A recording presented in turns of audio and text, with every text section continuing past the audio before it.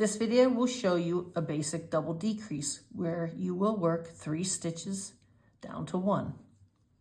Knit to this 3 stitches you want to decrease to 1. Slip the first stitch knitwise, knit the next 2 stitches together,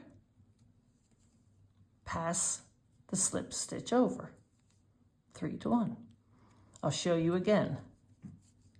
Slip the first stitch knitwise, knit the next 2 together, pass the slip stitch over.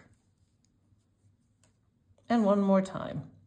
Slip the first stitch knitwise, knit the next 2 stitches together, and pass the slip stitch over. And that is a basic double decrease.